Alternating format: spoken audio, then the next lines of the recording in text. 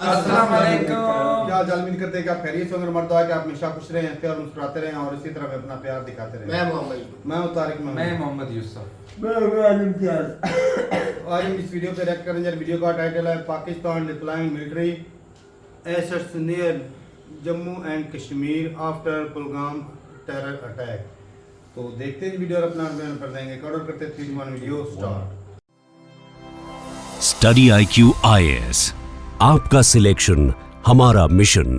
नमस्कार दोस्तों पाकिस्तान ने तैयारी करना स्टार्ट कर दिया है। पाकिस्तान को यह बात पता है कि जो भी कुछ कल हुआ पहलगाम में उसका बदला भारत लेगा। कब लेगा, कैसे लेगा, यह शायद पाकिस्तान को नहीं पता, लेकिन इसको देखते हुए पाकिस्तान ने पहले ही बड़ी मात्रा में फाइटर जेट्स ट्रूप्स की तैनाती स्टार्ट कर दी है बॉर्डर के पास, और बताया जा रहा है कि हैवी मात्रा में जो मिलिट्री एसेट्स हैं वो तैनात किए जा रहे हैं। आप देख सकते हो खबर, Pakistan moving military planes to bases near Jammu and Kashmir after Pahalgam terror attack. तो थोड़ा सा इसको डिटेल में समझेंगे कि एग्जैक्टली यहाँ पर हो क्या रहा है और ये इतना मायने क्यों रखता है, भारत क्या प्लानिंग कर सकता है, वो सब कुछ मैं आपको बताऊंगा। चलिए आगे बढ़ते हैं। देखिए, सबसे पहले मैं आपको बता दूं कि अभी जो रिसेंट टेरर अटैक हुआ कल जो है पहलगाम में, पूरी दुनिया इस समय शॉक में है। मतलब भारत में तो इसको लेकर काफी चर्चा चल ही रही है, लेकिन दुनिया भर से अलग अलग प्रतिक्रिया आपको देखने को मिलेगी। और रिपोर्ट्स के आधार पर यही बताया जा रहा है कि पाकिस्तान अपने जो मिलिट्री एसेट्स हैं, चाहे इसमें फाइटर जेट्स की बात करें, ट्रूप्स की बात करें, जवानों की बात करें, इन सबको इंडिया पाकिस्तान बॉर्डर के काफी नजदीक लेकर आ रहा है, ताकि कल के डेट में जो भी प्रतिक्रिया होगी भारत की तो उसको वो रिटेलिएट कर सके। देखो, इसका थोड़ा सा बैकग्राउंड आपको समझना होगा। जैसा कि मैं आपको बता रहा था कि जो पहलगाम अटैक है, इसके पीछे एक्चुअली लश्कर ए तैयबा का ही यहां पर जो आउटफिट है, द रेसिस्टेंस फ्रंट, मतलब एक प्रकार से वो लश्कर ए तैयबा ही है। लेकिन अब जितने भी अटैक्स वगैरह किए जाते हैं वो लश्कर ए तैयबा अपने नाम से नहीं करता है, वो द रेसिस्टेंस फ्रंट के तौर पर वो कराता है, ताकि दुनिया को दिखा सके पाकिस्तान कि हमने लश्कर ए तैयबा को दबा दिया है, वो किसी भी प्रकार का आतंकवादी जो घटनाएं हैं उसमें शामिल नहीं है। लेकिन यहां पर इंडियन इंटेलिजेंस जो है उनके द्वारा ट्रैक किया गया है कि जो पूरा ऑपरेशनल सपोर्ट मिला था पूरे आतंकी घटना में, उसमें पाकिस्तान का हाथ था। मतलब जो लाइन ऑफ कंट्रोल है पाकिस्तान की तरफ जो है, वहां से पूरी तरह से उनको सपोर्ट मिला था। और इसका सबसे बड़ा सबूत आज सुबह ही मिल गया, जब 2 टेररिस्ट को मार गिराया हमारे भारतीय सेना ने। बेसिकली यहां पर कई सारे जो टेररिस्ट हैं वो LOC पार करके भारत में एंटर करने की कोशिश कर रहे थे, और ये जो आतंकवादी इस समय पुलवामा के जंगलों में हैं या फिर जहां पर भी होंगे उनको ढूंढने की कोशिश की जा रही है, उनको एक प्रकार से सपोर्ट करने की कोशिश कर रहे होंगे। तो यहां पर 2 टेररिस्ट को पहले ही मार दिया गया है। खैर, अब क्वेश्चन यह है कि पाकिस्तान जम्मू कश्मीर के नजदीक में क्या कर रहा है। देखो, यहां पर जो डिफेंस ट्रैकर और फ्लाइट मॉनिटरिंग जो टूल्स हैं उसके आधार पर बताया जा रहा है कि पाकिस्तान अपने जो एसेट्स हैं उसको रीलोकेट कर रहा है, मतलब एक जगह से दूसरे जगह ले जा रहा है। सबसे पहले मैं आपको बता दूं, यहां पर जो फ्लाइट ट्रैकिंग डेटा है उसके आधार पर बताया गया कि पाकिस्तान एयरफोर्स अपने जो फाइटर एयरक्राफ्ट है उसको सदर्न बेसिस से, मतलब कि पाकिस्तान का ये जो सदर्न वाला पार्ट है, यहां से ट्रांसपोर्ट करके नदन और ईस्टर्न के साइड यहां पर ले जाने की कोशिश कर रहा है। जैसे कि सदर्न बेसिस में आप देखोगे तो मसरूर है, शहजाब एयरबेस हो गया कराची के पास। तो इसको कहां ले जा रहे हैं? बेसिकली 3 एयरबेस पर ले जा रहे हैं फाइटर जेट्स को। एक है सरगोदा एयरबेस, जो कि आपको लाहौर के पास ही देखने को मिलेगा, यहां पर बॉर्डर के काफी नजदीक है। फिर दूसरा अगर आप देखिए तो चकलाला एयरबेस, ये बेसिकली जो इस्लामाबाद और रावलपिंडी है उसके पास नज़दीक में देखने को मिलता है। और जो तीसरा है वो है मुरीद एयरबेस। मुरीद एयरबेस बेसिकली क्या है कि इस्लामाबाद के थोड़ा सा सदर्न साइड में यहाँ पर आप आओगे तो इधर मुरीद एयरबेस देखने को मिल रहा है। तो यहाँ से नीचे सदर्न साइड से जो मिलिट्री एसेट्स वगैरह हैं उसको नदन साइड की तरफ ले जाने की कोशिश की जा रही है। बट यू नेवर नो कि इंडियन आर्मी और जो हमारी इंटेलिजेंस है पीछे से वो क्या सोच रही होगी, क्या काम कर रही होगी। क्या पता यहाँ पर सदर्न साइड से ये लोग ऊपर की तरफ ले जाएं, हमारी प्लानिंग यहीं पर सदर्न साइड में कुछ करने की हो, मतलब नहीं पता अभी। लेकिन अगेन आप देख सकते हैं यहाँ पर जो फ्लाइट डेटा के द्वारा यहाँ पर इंफॉर्मेशन मिली है उसमें साफ साफ दिख रहा है कि कई सारे जो ट्रांसपोर्ट एयरक्राफ्ट हो गए, जैसे Lockheed C-130E Hercules transport aircraft, वो आपका ले जाया जा रहा था। फिर इसके अलावा यहां पर जो फिनोम 100 जेट है जो कि VIP ट्रांसपोर्ट के लिए इस्तेमाल किया जाता है या फिर इंटेलिजेंस ऑपरेशंस के लिए, वो भी यहां पर उसकी मूवमेंट लगातार देखने को मिल रही थी। सिर्फ यही नहीं, ये तो फाइटर जेट्स की हमने बात कर ली, यहां पर इंटेलिजेंस सोर्सेज से यह भी पता चला है कि बड़ी मात्रा में जो ट्रूप्स हैं, जो आर्मी के जवान हैं, उनकी भी तैनाती की जा रही है, स्पेशली मुजफ्फराबाद और जो गिलगित बल्तिस्तान वाला इलाका है, ये आप देख सकते हो, ये जो मुजफ्फराबाद है, क्योंकि ये है तो भारत का इलाका, लेकिन यहीं से आपको पता है कि जो लाइन ऑफ कंट्रोल है वो आपका गुजरता है। तो मुजफ्फराबाद जो कि पाकिस्तान ऑक्यूपाइड कश्मीर वाला इलाका है, यहां पर बड़ी मात्रा में मोबिलाइजेशन किया जा रहा है, ट्रूप्स की हैवी तैनाती की जा रही है। और ऊपर गिलगित बल्तिस्तान वाले इलाके में भी कुछ इसी प्रकार की कोशिशें जारी हैं। इसके अलावा जो फॉरवर्ड मिलिट्री आउटपोस्ट है LOC के पास, उनको हाई अलर्ट पर रख दिया है पाकिस्तान ने। मतलब पाकिस्तान अपने आप को एक प्रकार से दिखाने की कोशिश कर रहा है कि हम तैयार हैं। लेकिन क्वेश्चन ये है कि इसका सिग्निफिकेंस क्या है? पाकिस्तान ये जो चाल चल रहा है, दिखा रहा है कि हम ऐसा कर रहे हैं, क्योंकि देखो ऑफिशियली तो पाकिस्तान नहीं बोलेगा, ये सारी चीजें सोर्सेस से पता चलेंगी, कहीं ना कहीं मीडिया में बार बार इस चीज को दोहराया जाएगा ताकि दुनिया को पता चल सके। तो ये इतना मायने क्यों रखता है? देखो, सबसे पहली चीज मैं आपको बता दूं, ये रीडिप्लॉयमेंट करके, जेट्स का, फाइटर जेट्स की तैनाती करके, ट्रूप्स का रीडिप्लॉयमेंट करके, पाकिस्तान यहां पर उनका जो एम है वो ये है कि भारत को डिटर करे, भारत को ये बताए कि अगर आप कोई भी कदम लोगे तो हम यहां पर तैयार हैं। जैसे फॉर एग्जाम्पल 2019 का बालाकोट एयर स्ट्राइक, उस समय हो सकता है शायद पाकिस्तान तैयार ना हो, तो पाकिस्तान एक प्रकार से दिखा रहा है कि हम तैयार हैं। भले ही वो तैयार होगा नहीं होगा हमें भी नहीं पता, लेकिन वो एक प्रकार से दिखाने की कोशिश कर रहा है। फिर एक प्रकार से सिग्नल भी दे रहा है दोनों, अपने डोमेस्टिक ऑडियंस को और इंटरनेशनल ऑडियंस को, कि यहां पर अगर किसी भी प्रकार का एस्केलेशन हुआ तो उसके लिए भी अगेन पाकिस्तान तैयार रहेगा। एंड दूसरा, यहां पर आपको साइकोलॉजिकल वॉरफेयर भी समझना होगा। इस पूरे चीजों में क्या होता है ना, ये जो मूवमेंट हो रही है इसमें कई सारी चीजें दिखाने की कोशिश की जाती है, और इसका मेन एम यही होता है कि एक अनसर्टेनिटी क्रिएट करके रखना। भारत में भी हमारे यहां पर जो भी लोग हैं, इंटेलिजेंस के ऑफिसर्स हैं, वो भी कहीं ना कहीं इस चीज को देख रहे होंगे, ट्रैक कर रहे होंगे। तो यहां पर एक अनसर्टेनिटी जैसी सिचुएशन क्रिएट करना कि अगर मान लो भारत कोई कदम लेता है तो पाकिस्तान भी किसी प्रकार का रिटेलिएशन कर सकता है। So this is consistent with Pakistan की जो डॉक्ट्रिन रही है ना, that is escalate D escalate. Escalate करो पहले, जानबूझकर पहले छेड़छाड़ करो, और यहां पर डी एस्केलेट करते हुए चीजों को दिखाने की कोशिश करो। तो इस प्रकार की स्ट्रैटेजी आपको पाकिस्तान की तरफ से देखने को मिलेगी। लेकिन क्वेश्चन यह है कि भारत की तरफ से क्या रेस्पॉन्स है, पॉलिटिकल रेस्पॉन्स और मिलिट्री रेस्पॉन्स दोनों। देखो, सबसे पहले मैं आपको बताऊं तो जो होम मिनिस्टर है अमित शाह जी, श्रीनगर गए, वहां पर उन्होंने डिक्लेयर कर दिया that India will not bend to terror. एक प्रकार से उन्होंने साफ साफ कह दिया कि इसका रिटेलिएशन होगा। मतलब ऑब्वियस सी बात है, कोई डायरेक्टली ये चीज नहीं बोली जाती, लेकिन ये स्टेटमेंट से आपको समझना होगा that India will not bend to terror, मतलब रिटेलिएशन होगा। और दूसरी तरफ जो NSA हैं, अजीत डोवाल साहब, उन्होंने इमरजेंसी कंसल्टेशन किया है आर्मी चीफ, एयरफोर्स, रॉ के ऑफिसर्स के साथ, ताकि यहां पर एसेस कर सकें कि किस प्रकार का रिटेलिएटरी भारत कर सकता है, हमारे पास ऑप्शंस क्या क्या हैं। फिर यहां पर मिलिट्री पोस्चर भी भारत अपनी तरफ से भी दिखाने की कोशिश कर रहा है। भारत की जो आर्मी नदन कमांड है, उनको एक प्रकार से ऑपरेशनल हाई अलर्ट पर जारी कर दिया गया है। और जो हमारे भी फॉरवर्ड यूनिट्स हैं, कुपवारा, बारामूला, ये बेसिकली 4 डिस्ट्रिक्ट अगर आप देखोगे तो ये काफ़ी मायने रखते हैं।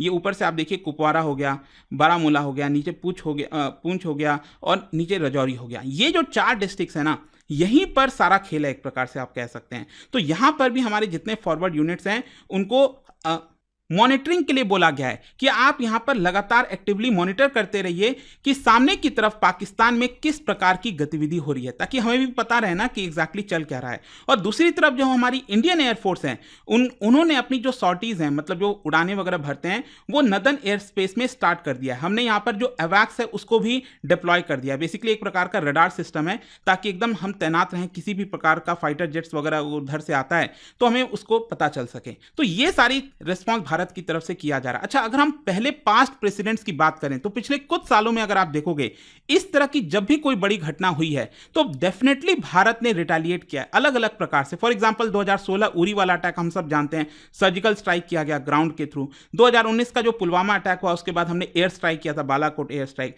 2023 में भी राजौरी में किलिंग्स जो हुई थी, उसके देखते हुए हैवी आर्टिलरी शेलिंग हमने किए थे और बहुत नुकसान पहुंचाया था बॉर्डर के उस पार। और 2025 का ये जो पहलगाम अटैक है, इसमें आप देखना होगा, यहां पर डिस्कशन जारी है कि एग्जैक्टली क्या होने वाला है। लेकिन देखिए, यहां पर ग्लोबल डिप्लोमेटिक रिएक्शंस की अगर हम बात करें तो चाइना कह रहा है हम शॉक हैं। वैसे अगर आप देखोगे तो इसके बारे में सबसे पहले चाइना को ही पता होगा कहीं ना कहीं सीक्रेट तरीके से, लेकिन चाइना दिखा रहा है कि देखिए हम शॉक हैं और ये रीजनल स्टेबिलिटी के लिए इन्होंने यहां पर बुलाया है कि हमें थोड़ा सा सतर्क रहना चाहिए। यूएस और ईयू का जहां तक सवाल है, उन्होंने रिस्ट्रेंट के लिए बोला है, लेकिन साथ ही साथ कंडेम किया है जिस तरह से सिविलियंस के ऊपर अटैक किया गया। और यूएन की जो बॉडीज हैं वो यहां पर मॉनिटर कर रही हैं कि यहां पर अगर किसी भी प्रकार का एस्केलेशन होता है तो उसको एक प्रकार से रोका जा सके। खैर, क्वेश्चन अब ये भी आता है कि भारत किस प्रकार से रिटेलिएट रिटेलिएट कर सकता है। हमारे पास कौन कौन से सिनारियोज हैं। सबसे पहला तो ऑब्वियस सी बात है, जिस तरह से बालाकोट वाला एयर स्ट्राइक हुआ था, एक ये है कि पाकिस्तान ऑक्यूपाइड कश्मीर में और पाकिस्तान के अंदर जो लॉन्च पैड्स हैं, टेरर लॉन्च पैड्स, उसको हम खत्म करें। कोवर्ट ऑपरेशन कर सकते हैं, उरी वाला जो इंसिडेंट हुआ था उसके बाद जो हमने किया था, स्पेशल फोर्सेज जो हैं उनको हम भेज सकते हैं। फिर साइबर ऑपरेशन भी कर सकते हैं, जो पाकिस्तान की मिलिट्री कमांड सिस्टम है उसको टेम्परेरी बेसिस पर डिसरप्ट किया जाए। और डिप्लोमेटिक आइसोलेशन भी भारत कर सकता है, मतलब कि यहाँ पर पाकिस्तान को as a state sponsor of terrorism ये हम दुनिया के सामने ला सकते हैं। और साथ ही साथ FATF फोरम के अंदर हम बोल सकते हैं कि वापस से इसको ग्रे लिस्ट में डाला जाए। तो देखिए, फाइनली कंक्लूजन यहां पर यही निकलता है कि पाकिस्तान का ये जो मिलिट्री मूवमेंट हो रहा है जम्मू कश्मीर के पास, ये कोई रूटीन ड्रिल नहीं है। ये दिखाता है कहीं ना कहीं पाकिस्तान अपने आप को प्रिपेयर करने की कोशिश कर रहा है अगर भारत की तरफ से किसी भी प्रकार का मिलिट्री रिस्पॉन्स आता है। और कहीं ना कहीं अगर आपको पता ही है कि भारत के ऊपर भी काफी प्रेशर है, भारत सरकार के ऊपर प्रेशर है कि इस समय स्ट्रांगली रिटेलिएट किया जाए। पहले जो हमने किया है वो सो किया है, लेकिन एक प्रकार का ऐसा मैसेज दिया जाए पाकिस्तान को, अगर इस तरह की घटना होगी तो पाकिस्तान को बहुत बड़ा नुकसान होगा। तो वो अल्टीमेटली देखने वाली बात होगी, सरकार क्या डिसाइड करती है, हमारे इंटेलिजेंस एजेंसीज क्या डिसाइड करती हैं। और ये पूरा वीडियो था। जाने से पहले आप सबके लिए एक क्वेश्चन है, क्या आप बता सकते हैं कि कश्मीर में एंटर करने के लिए, पाकिस्तान ऑक्यूपाइड कश्मीर से ये जो टेररिस्ट एंटर करते हैं कश्मीर में, तो यहां पर सबसे ज्यादा कौन से पासेस का इस्तेमाल किया जाता है इन्फिल्ट्रेशन के लिए? ये 4 ऑप्शन है। इसका राइट आंसर आप सब जानते हैं, मेरे इंस्टाग्राम पर तो मिलेगा ही, वहां पर अगर आप नहीं हो कोई बात नहीं, टेलीग्राम से ले सकते हैं इसका सही उत्तर। स्टडी IQ IAS, आपका सिलेक्शन हमारा मिशन। वीडियो खत्म हो गई भाई, काफ़ी सर ने डिटेल में वीडियो बनाई है और छोटी सी वीडियो थी, काफ़ी चीज़ें जो है वो सीखने को मिली।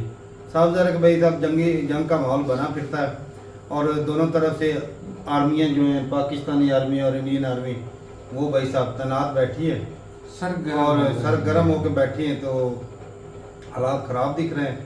लेकिन अगर मैं बात करूं जो आज तक सीखा है, तो कोई मामला छिड़ा भी ना तो ये बड़े पैमाने पर नहीं छिड़ने वाला, क्योंकि भाई देखा जाए तो इंडिया जो है इस वक्त जो है वो सही ट्रैक पे चल रहा है और तरक्की की राह पे चला हुआ है। और इंडियन सरकार जो वो बिल्कुल नहीं चाहती कि जो वो तरक्की कर रही है, जो उनका GDP ये ग्रोथ रेट चल रही है, इन्वेस्टमेंट आ रही है, सारा कुछ हो रहा है, तो उसके ऊपर कुछ फ़र्क पड़े। अगर जंग बड़े स्केल पे होती है, पाकिस्तान में तो पहले ही भाई साहब ना इन्वेस्टमेंट आ रही है, इसमें एक वजह भी है, जब से ट्रम्प आया, जो ट्रेड वार दुनिया में चल रही है ना, खास का जो टैरिफ के मामलात है, तो सारी दुनिया उस आग में लिपटी हुई है। उमर भाई वो तो एक अलग मुद्दा है ना, अब होता है ना, कंट्री डैमेज होती है जब आप जंग में जाओ। ये हमारी ट्रेड की जंग थोड़ी। और एक मैं बताऊं एक और बात, ट्रेड की जंग है भाई साहब, इसमें चाइना पक्का इन्वॉल्व हो सकता है। पाकिस्तान इस्तेमाल हुआ है क्योंकि भाई अमेरिका और चाइना की ट्रेड वार चल रही है। अंदर की खबर ये बहुत जो बड़ा सीरियस हो सकता है, ऐसा चीजें हो सकता है। हम वीडियोस देखते हैं, कुछ ना कुछ सीखते हैं। आप इग्नोर नहीं अंदाजा ही है भाई, कर सकते। एक अंदाजा है कि भाई चाइना ने करवाया हो,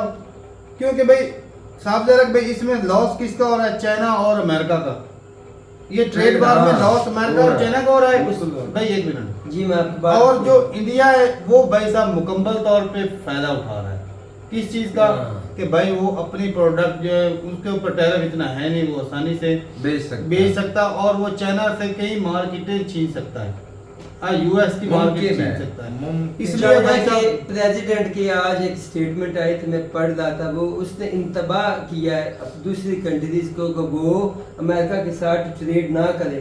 अगर वो हमारे साथ करेंगे तो हम उससे कम रेट पे आपके साथ इंपोर्ट एक्सपोर्ट करेंगे। और उसने इंडिया को भी बोला ये ट्रेड वार एंड में निकलना, ये मेरा ये है ही भाई, मेरा ये माइंड कह रहा है। अब ट्रेड की बेल्ट भाई इंडिया ज्यादा से ज्यादा क्या नुकसान पहुंचाया गया इस मुश्किल वक्त में। पाकिस्तान को वो पहले सामने बताया, पानी वाला एक मुद्दा है, पानी रोक देंगे पाकिस्तान का एक किस्म का हर चीज सूखा हो जाना है। लेकिन लॉन्ग टर्म मजबूरी बन जाएगी, लड़े बगैर भाई आपकी बात सही है, इनको मजबूरी बन जाएगी। अगर तो इसारदार नहीं क्या वफद है कि इंडिया के अंदर पानी का मामला हल कर दिया। अगर तो पीछे चाइना है तो फिर तो वो बड़े स्केल पर जंग की तैयारियां करवा रहा होगा। कौन? चाइना। नहीं लगता, नहीं, अगर वो है तो नहीं छोटी मोटी जंग में भी उलझ जाए तो भाई कोई कारोबार एक दफा मंदे हो हाँ, जाए। मंदा तो पड़ तो जाएगा। भाई चाइना इस तरह नहीं करवाएगा। करवा सकता, क्यों नहीं करवा ये सकता? खूब भाई करवा सकता है, इसमें कोई दो अब राय नहीं अब है। इंडिया पाकिस्तान अब वार में फंस जाएगा हाँ। और वो अपना ट्रेड करेगा। आप तो ये इंडिया देखें, इस तरह उसकी क्यों करेगा? उसकी जिंदा मिसाल इंडिया क्यों वार में आएगा? आया नहीं खड़ा, किधर आया खड़ा? लो जी बता भी देख क्या उन्होंने जंग स्टार्ट कर दी हिंदुस्तान वो में? भाई नाक रखने के लिए इनको तो भाई नाम नहीं, नहीं, पे एक दो जगह पे फायरिंग कर देंगे, उधर ऊपर से पानी वाला मसला मेन है। ये तो हमारी उन्होंने सोच पाकिस्तान है। का पानी बंद कर रहे हैं, ये इसके तो अलावा कुछ हमारी नहीं सोच करेंगे। है ना, ये तो हमारी सोच वो है। उनका मतलब ही पूरा हो जाएगा, पाकिस्तान फिर मोदी मजबूर हो गए, साहब हिंदुस्तान की तरफ जाएगा, पानी मांग रहे मोदी- हैं, हमें पानी दे दो, हमें मजबूरी है, हमारे किसान मार रहे हैं। मोदी साहब पूरी हिंदुस्तान को चला रहे हैं। भाई आप सेफ हाथों में, आप मजबूत हुकूमत के हाथों में हो। अब रिटेलिएट नहीं करेंगे तो भाई साहब लोगों ने पूछना नहीं भाई आप क्या कर किस रहे लिए हैं। आर्मी रखी अच्छा हुई अगर है? ये अगर इस तरह करते हैं, दुनिया बजाय की इसके सबसे कि बड़ी आर्मी सबूत है। के बगैर गोली चलाई इधर रहे, सबूत तो नहीं इस बात का कि पाकिस्तान आर्मी या हुकूमत करवा रही है, ये तो मैं फिर कह रहा हूँ, ये इसके पीछे कोई और है तो उसके साथ जान करे, उनको ढूंढे। पहले नंबर तो भाई ये कहीं तहकीक तो वो करेंगे, ऐसे ही ना हल्ला बोल मेरा देंगे भाई तो। वो ही ना। एक मिनट और भाई, पहले नंबर तो भाई इंडियन आर्मी जो है वो पाकिस्तानी आर्मी पे डायरेक्ट अटैक नहीं करने वाली। बस यही मैं भी कह रहा हूँ, नहीं करेंगे। ये बात जिस तरह उन्होंने किया था ना कि बालाकोट एयर स्ट्राइक की थी, करते हैं कहते हैं कि एयर स्ट्राइक की और 350 दहशतगर्द मारा गए, इस तरह का कुछ एयर स्ट्राइक या कोई मिसाइल या कोई रॉकेट मार देंगे, कहेंगे भाई साहब हमने इतने दहशतगर्द मार दिए, बस बात खत्म। वरना भाई बड़े लेवल पे कोई अगर operation उससे नहीं इससे होने ज्यादा वाला। मौतें हुई तो वो फिर वो नहीं होनी ही नहीं है।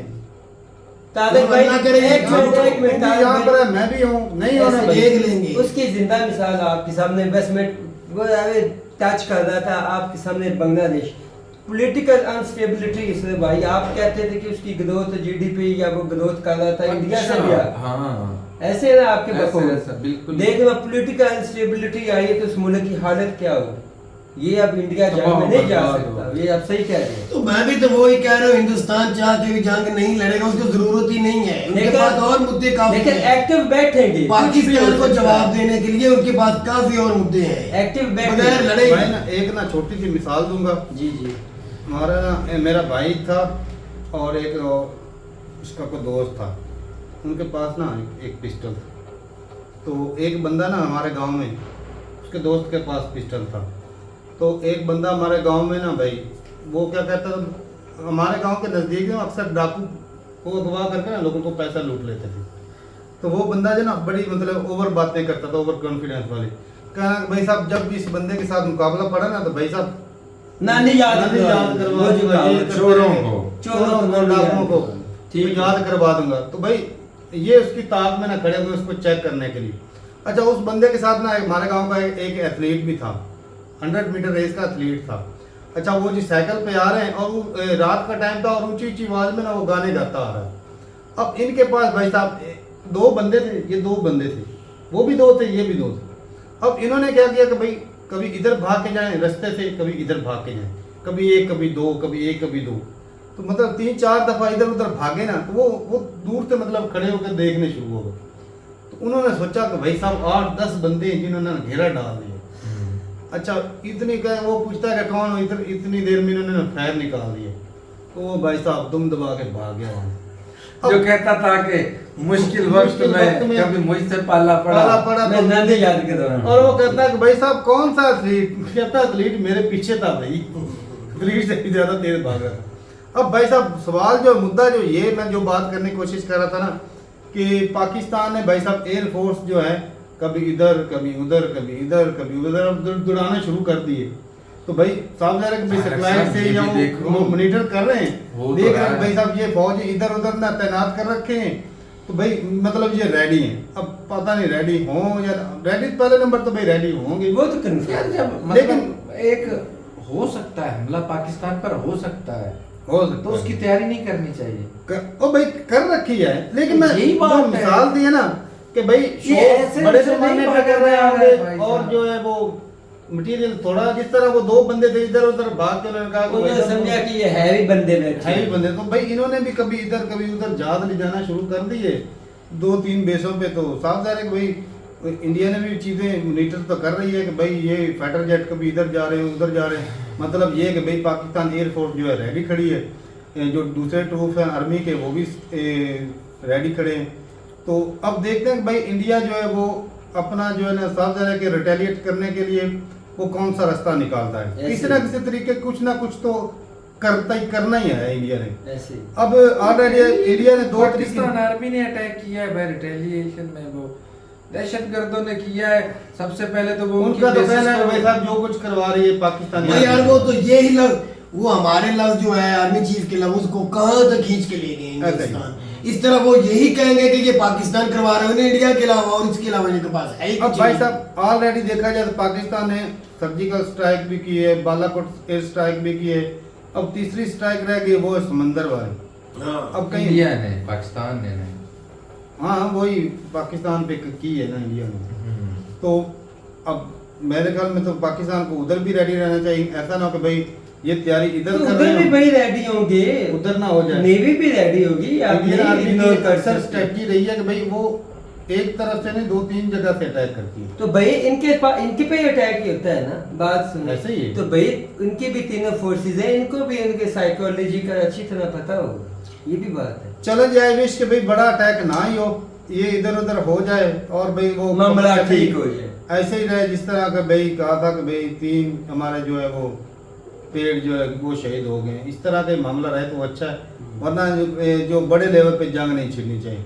ये इधर खुश हो जाए वो उधर खुश हो जाए, क्योंकि भाई साफ ज़रा कि यहाँ पर बात अब जो बात है ना मौजूदा टाइम पे, अब बात आ गई है नाक के ऊपर। इंडियन सरकार अगर भाई रिटेलिएट नहीं करती तो भाई 140 करोड़ जनता पूछेगी भाई बताओ आपने क्या किया हमारे लिए। तो इधर आर्मी को भी भाई अपना इमेज बचाने के लिए अपने आप को भाई साहब स्ट्रॉन्ग दिखाना पड़ेगा। ऐसे ही तो भाई दोनों के लिए नाक का मसला बन चुका है, तो देखते हैं भाई साहब दोनों खुद को कैसे सेव करते हैं। और आई विश के भाई साहब मासूम लोगों की मजीद जाने ना ही जाए। तो ठीक है भाई, मिलते नहीं वीडियो के साथ, तब तक के लिए इजाज़त दें। अल्लाह हाफ़िज़।